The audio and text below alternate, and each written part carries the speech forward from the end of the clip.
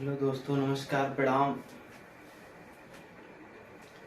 आज हम उत्तर वैदिक काल में जो कल पढ़ रहे थे कि उनकी स्थितियां क्या थी, उनकी स्थितियों के बारे में पढ़ा उत्तर वैदिक काल में कि जो सामाजिक स्थिति थी ये क्या थी। आज इसके आगे हम सामाजिक स्थिति में और दो चार पॉइंट देख करके इसके बाद उनकी आर्थिक सामाजिक स्थिति को देखा जाएगा, फिर धार्मिक स्थिति को देख करके इस काल को समाप्त किया जाएगा। तो हम लोगों ने कल उत्तर वैदिक काल में सामाजिक स्थिति को देखा कि जो आर्य थे उत्तर वैदिक काल में इनकी सामाजिक स्थिति क्या थी। तो हमने बताया था कि जो आर्य थे इनकी सामाजिक स्थिति, सामाजिक व्यवस्था का आधार वर्ण व्यवस्था था, यानी जो समाज इनका बटा था वर्ण व्यवस्था के आधार पर बटा था, यानी जाति आधारित था। कैसा? जातियों पर बटा था। ये जो जातियां हुआ करती थी कौन कौन सी थी? ब्राह्मण, क्षत्रिय और वैश्य, शूद्र। ब्राह्मण अपने को ब्रह्मा के मुख से माना करते थे कि हम पैदा हुए हैं। क्षत्रिय ब्रह्मा जी के भुजाओं से, वैश्य उनकी जांघों से और शूद्र उनके पैरों से पैदा हुए। ये चारों कैटेगरी बटी हुई थी। ये जो ब्राह्मण और क्षत्रिय थे, वैश्य थे, शूद्र थे, इनको उस समय के लोग इनको बुलाया करते थे ऐसे। ब्राह्मण को ये ही बुलाया जाता था, मतलब बहुत बड़ा उच्च कुल का माना जाता था, इसलिए इनको कहा जाता थे यही आइए। और क्षत्रिय को आ गई, आओ। वैश्य को आद्राओ, जल्दी आओ। शूद्र को आधाओ, दौड़ करके आओ। इस तरह से बुलाया जाता था। जो ब्राह्मण, क्षत्रिय और वैश्य थे इनको द्विज कहा जाता था। द्विज कहा जाता था। इनका तीनों का उपनयन संस्कार भी होता था। जो ब्राह्मण था, उपनयन संस्कार का मतलब होता है कि बच्चे को उसकी उम्र हो जाने पर, बच्चे की उम्र हो जाने पर उसको विद्यालय के लिए या गुरु के आश्रम में भेजे जाने के लिए एक उपनयन संस्कार होता था, उसको करना पड़ता था। तो ब्राह्मण का लड़का 8 वर्ष के बाद चला जाता था, क्षत्रिय का लड़का 11 वर्ष के बाद और वैश्य का लड़का 12 वर्ष के बाद। इस शिक्षा के लिए आश्रम में जाने से पहले ये संस्कार आयोजित होता था। लेकिन जो शूद्र था, चौथे के लिए, जिसको आधा बोला जाता था, दौड़ कर आओ, इसके लिए इसका उपनयन संस्कार नहीं होता था। इसको अछूत माना जाता था, अपात्र माना जाता था, ये इसका अधिकारी नहीं था उपनयन संस्कार का। यहीं से जो है यानी जाति आधार, यहीं से इनका भेदभाव स्टार्ट हुआ, आज तक चल रहा है। जो पिछले समय में भी आपने राजस्थान की घटनाओं को, जालौर को देखा भी। जो ऋग्वेद था, सॉरी, उत्तर वैदिक काल में जो स्रोत था, इसमें महिलाएं कुछ विदुषी या कन्याएं हुई जो गार्गी थी, गृहीता थी, गंधर्व और मैत्री, वेदवती और क्रास्कितनी, इनका भी उल्लेख मिलता है। तत्कालीन समय में इन सभी वर्णों को इतने नामों से पुकारा जाता था। और आज हम देखेंगे कि जो इसमें पुत्रियां हुआ करती थी उनका क्या अधिकार था। ठीक, तो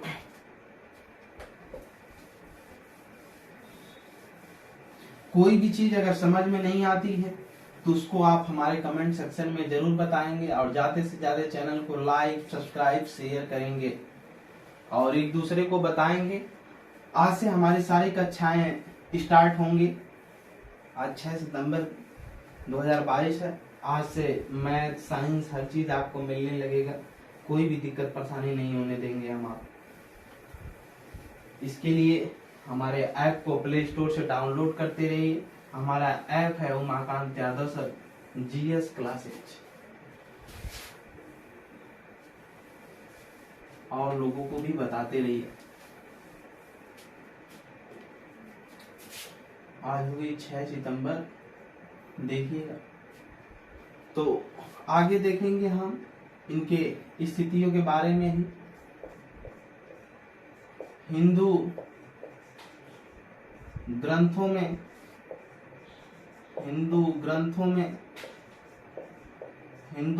में याज्ञवल्क्य की स्मृति में,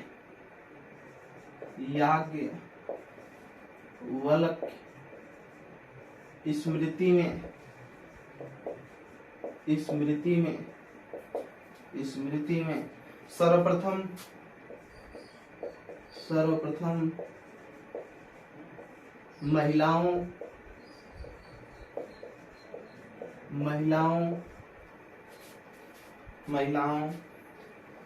की संपत्ति की संपत्ति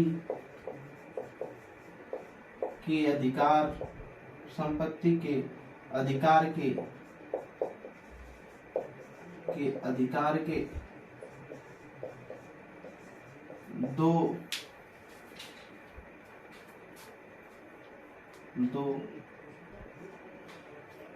टीका से जानकारी प्राप्त होती है, से जानकारी प्राप्त होती है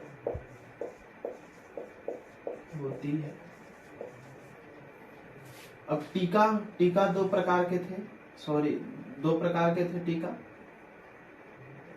देखेंगे टीका क्या होता है। आप हिंदी की किताबों में पढ़े होंगे, टीका टिप्पणी किया जाता है। टीका का मतलब है कोई बहुत बृहद चीज है, जैसे रामायण को ले लेते, कोई बहुत बड़ी चीज है। मनुस्मृति थी, मनुस्मृति पे दो लोगों ने, एक दाय भाग और एक मिताक्षरा, दो स्कूल मतलब दो टीका लिखा गया दो लोगों के द्वारा। ये स्कूल भी है, दाया भाग और मिताक्षरा स्कूल। तो हिंदू धर्म वाले पढ़ते हैं, इसको बांटा गया है। एलएलबी के क्लासों में सारी चीजें पढ़ाई जाती हैं, हिंदू लॉ से संबंधित चीजें हैं। तो टीका किसी भी बृहद चीज को पढ़ करके और उसका पूरा निचोड़ बहुत कम बिंदु में 60 चीज लिखना ही टीका है, टिप्पणी। किसी भी पूरे बृहद चीज को संक्षेप में लिख देना, उसकी महत्वपूर्ण बातों को, वही टीका है। तो दो टीका लिखा गया इन जो महिलाओं का, कि पिता की अगर संपत्ति है, पूर्वजों की संपत्ति है, तो उसमें बेटे का, बेटियों का अधिकार कब होगा, कैसे होगा, ये सारी चीजें इसमें दो चीज समझाई गई है। तो कैसे होगा ये तो हम नहीं देखेंगे, लेकिन कब होगा ये देखेंगे, क्योंकि वो और हमारे भाग में आता ही नहीं। तो इसमें एक था जो टीका लिखा गया था, ये था मिताक्षरा, और दूसरा था दाय भाग। ये स्कूल चलते हैं बनारस में, ये मिताक्षरा है, हिंदू भाग। तो ये मिताक्षरा के जो रचनाकार हुए, रचनाकार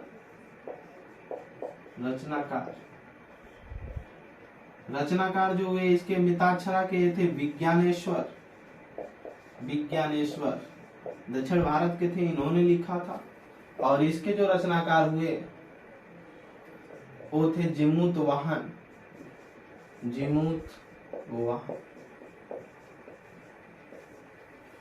जो विज्ञानेश्वर ने मिताक्षरा लिखा, मिताक्षरा में बताया गया इसमें कि अगर पुत्र जन्म ले लेता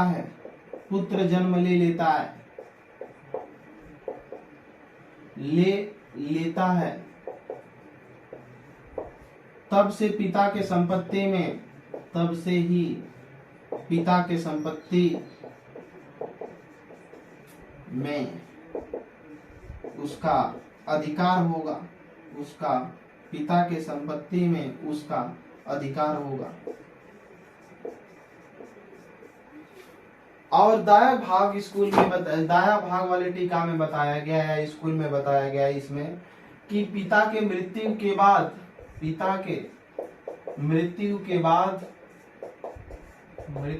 बाद उसके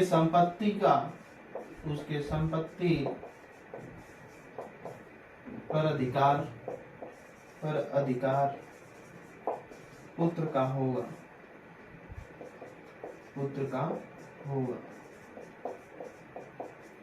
यानी दाया भाग स्कूल में बताया गया कि अगर पिता के मर जाने के बाद ही पुत्र पुत्रियों का अधिकार हो सकता है, लेकिन मिताक्षरा स्कूल में नहीं कहा गया कि जब से पुत्र और पुत्रियों का अगर जन्म हो गया तब से ये अधिकार क्या होगा, मान लिया जाएगा, तब से ही उसका अधिकार, उसकी संपत्ति का अधिकार हो जाएगा। यह जो मिताक्षरा है यह हिंदू उत्तराधिकार अधिकार एलएलबी में सारे प्रश्न पूछे गए हैं। अधिनियम 1956 और 2005 में संशोधन हुआ, इसमें का आधार ग्रंथ है। यानी जो हिंदुओं में संपत्ति की बंटवारा होता है, इसी मिताक्षरा जो टीका लिखा गया, ठीक उसी पर मनुस्मृति पे जो मिताक्षरा विज्ञानेश्वर ने लिखा, ठीक, उसी से है। तो यहाँ तक समझ में आया होगा। दाया भाग के जो टीका लिखा जीमूतवाहन ने लिखा और इनके विज्ञानेश्वर ने लिखा। तो आगे हम देखेंगे अब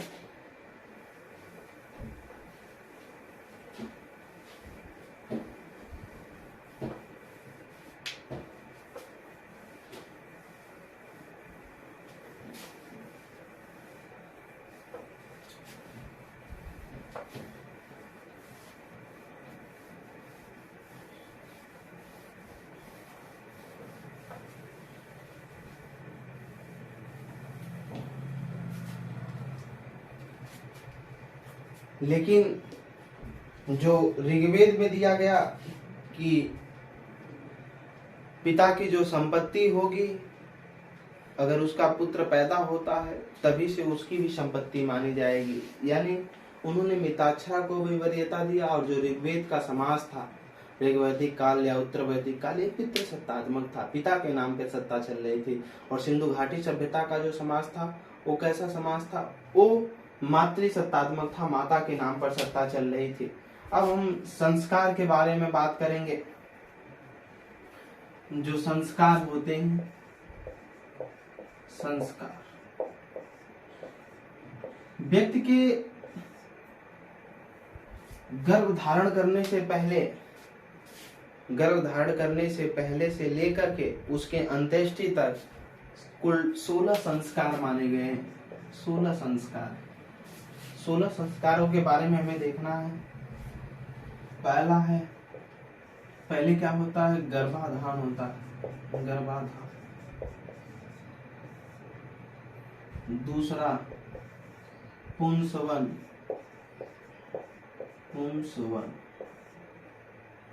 तीसरा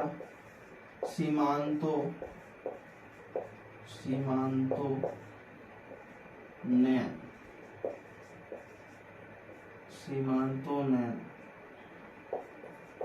चौथा है जात कर्म,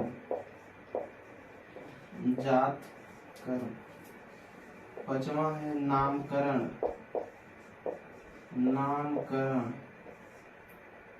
छठवां है निष्क्रमण,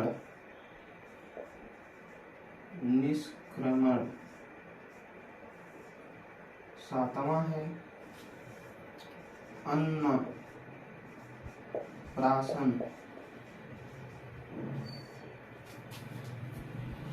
आठवां है चूड़ा कर्म, नौवां है कर्णवेद,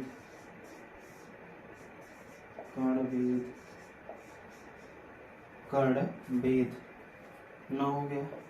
10, 11, 12, 13, 14, 15, 16। 10वां देखेंगे विद्या आरंभ, विद्यारंभ।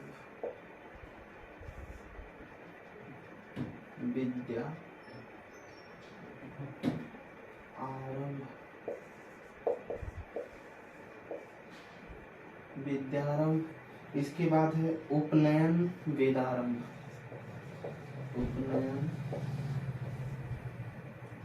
वेदारंभ।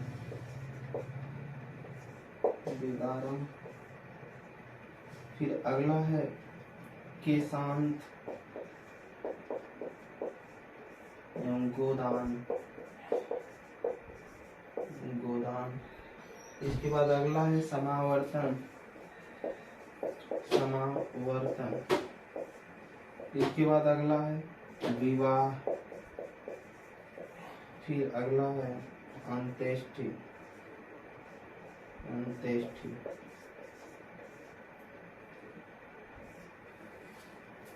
ये 16 संस्कार हैं। पहला है गर्भाधान, फिर पुंसवन होता है, फिर सीमांतोनयन होता है, फिर जात कर्म, किस जाति से है, जन्म होने के बाद बच्चे का जाति निर्धारण किया जाता है। नामकरण किया जाता है, निष्क्रमण किया जाता है, फिर अन्नप्राशन, अन्न को खिलाया, चूड़ा कर्म, बाल को मतलब होता है ना, एक लोग मनौती नौती माल करके फिर उसका देवी देवता को करते हैं, फिर कर्ण वेदन, बाल को कान को छिदवाना होता है, फिर इसके बाद विद्या आरंभ के लिए भेजा जाएगा उपनयन संस्कार करके, इसके बाद वेदा आरंभ होगा, वेद पढ़ाया जाएगा, केशांत बाल को खत्म करना होगा, बाल को छिलवाना होगा, फिर गोदान, गौ का दान करना होगा, फिर समावर्तन होगा, फिर घर पर आएंगे, विवाह होगा, फिर अंत्येष्टि हो जाएगा। तो संस्कारों के बारे में हमने देखा कुल कितने संस्कार हैं, 16।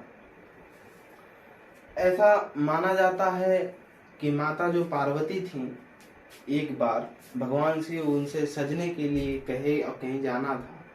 उन्होंने जब सजना स्टार्ट किया तो उनको 16 साल लग गए थे सजने में। तो उसी को बात कर दिया कि महिलाएं जो हैं 16 श्रृंगार में जब आएंगी या 16 श्रृंगार करते हैं तो बहुत कह लिया जाए कि अद्भुत हो जाता है। और पुरुष वही भगवान शिव ने 16 साल तक जो इंतजार किया उसको संस्कार माना जाता है।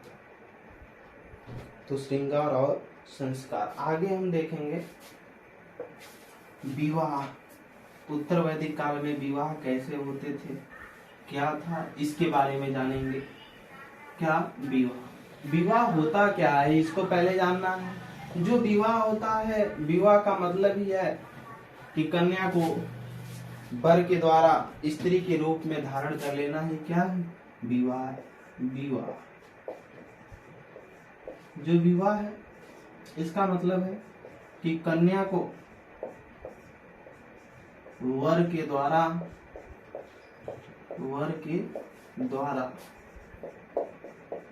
स्त्री के रूप में धारण कर लेना, स्त्री के रूप में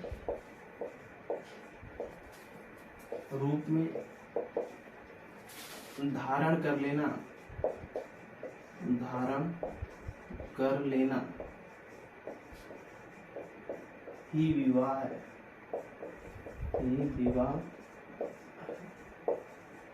ये विवाह है। जो मनुस्मृति है, मनुस्मृति, इसमें 8 प्रकार के विवाह दिए गए, 8 प्रकार के विवाह की बात की गई है, जिसमें से 4 प्रशंसनीय हैं,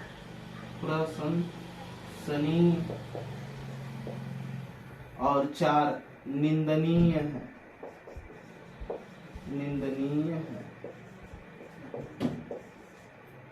इसमें से 4 प्रशंसनीय हैं और 4 निंदनीय हैं। तो हम जो प्रशंसनीय हैं इनको देखेंगे। प्रशंसनीय में जो आता है पहला, वो आता है ब्रह्म विवाह। कौन? ब्रह्म विवाह। ब्रह्म,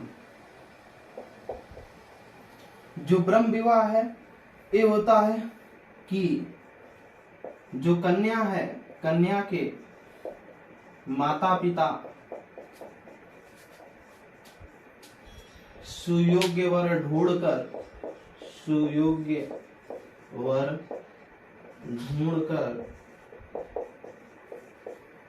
जो विवाह स्थापित करते हैं, जो विवाह करवाते हैं, जो जिनमें माता पिता की भूमिका, वो क्या कहलाता है? ब्रह्म विवाह कहलाता है। ये प्रशंसनीय विवाह है मनुस्मृति में। दूसरा देखेंगे जो आता है कौन? दैव विवाह। दैव विवाह, ये जो दैव विवाह है, दैव विवाह का मतलब यज्ञ करने वाले, जब माता पिता यज्ञ करने वाले पुरोहितों से शादी करें, करने वाले पुरोहितों से शादी कर दे। जब माता पिता यज्ञ करने वाले पुरोहितों से शादी कर दें तो दैव विवाह हो जाएगा। और तीसरा है आर्ष विवाह। आर्ष विवाह, इसका मतलब है कन्या के माता पिता के द्वारा यज्ञ कार्य करते हुए अथवा गौदान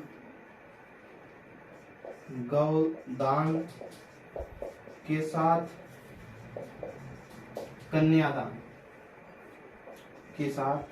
कन्यादान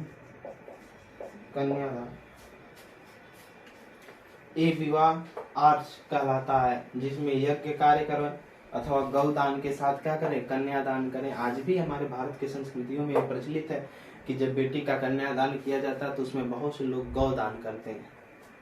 तो 3 विवाह देखे, अभी एक विवाह और देख लिया जाए।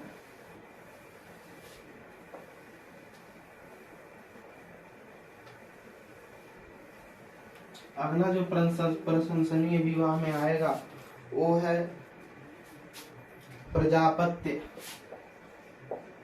चौथा प्रजापत्य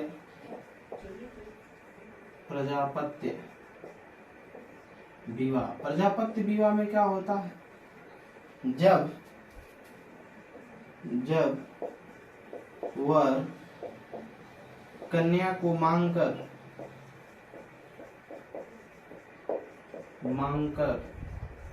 यानी कोई भी वर, जब दूल्हा जो होता है अगर उसके माता पिता से उसकी बेटी को मांग करके शादी करता है तो ये प्रजापत्य विवाह है। 4 प्रकार के हमने प्रशंसनीय विवाह को देखा, अब निंदनीय विवाह को देखना है इसमें। ठीक, अब निंदनीय विवाह को देखना है।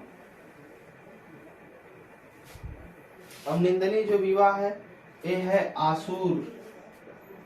पहला आसुर विवाह। आसुर विवाह क्या होता है इसको देखेंगे। कन्या के पिता द्वारा कन्या के पिता द्वारा धन के बदले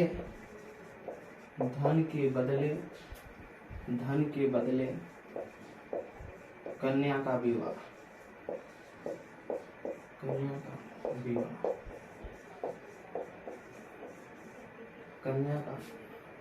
यानी आसुर विवाह उसे कहा जाता है, कन्या के जो पिता हैं वो धन के द्वारा या धन के बदले कन्या का क्या करें, विवाह करें। यानी अपनी संपत्ति न देने के बदले उसमें उसका विवाह कर दें या दहेज दे दें उसके साथ, ये आसुर विवाह कहलाता है।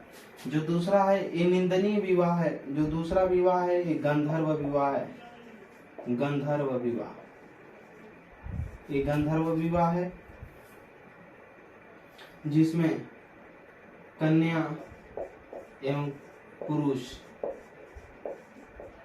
ठीक प्रेम में गंधर्व विवाह किए थे ना, वो क्या बोलते हैं, हस्तिनापुर के राजा महाराज दुष्यंत के पुत्र जो भरत थे शकुंतला से किए थे, वो गंधर्व विवाह ही किए थे। कन्या और पुरुष काम स्थिति में, कामुकता की स्थिति में या प्रेम की स्थिति में जो विवाह स्थापित कर लेते हैं उसको गंधर्व विवाह बोला जाता है। ये भी निंदनीय विवाह है। और अब तो यही कह लिया जाए तो यही आज क्या है, कोर्ट मैरिज है इस समय का। और सबसे आसान भी है, कोई पार्टी उर्टी खर्चा बर्चा नहीं करना है, सीधे मंदिर में गए शादी कर लिए, कोर्ट मैरिज हो गया। आगे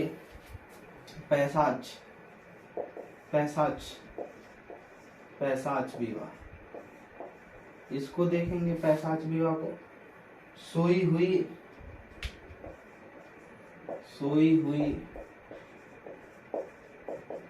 अथवा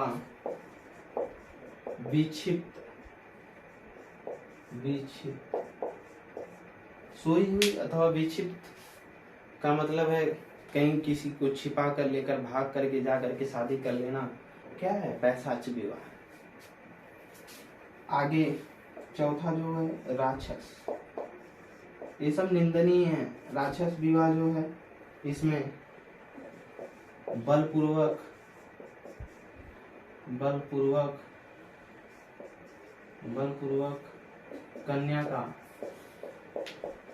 कन्या से विवाह होता है ना, जो लोग उसके माता पिता को धमकी देकर मार करके जबरदस्ती लेकर जा करके शादी करते हैं, तो राक्षस विवाह। ये सारे विवाह को हमने देखा, ये निंदनीय है।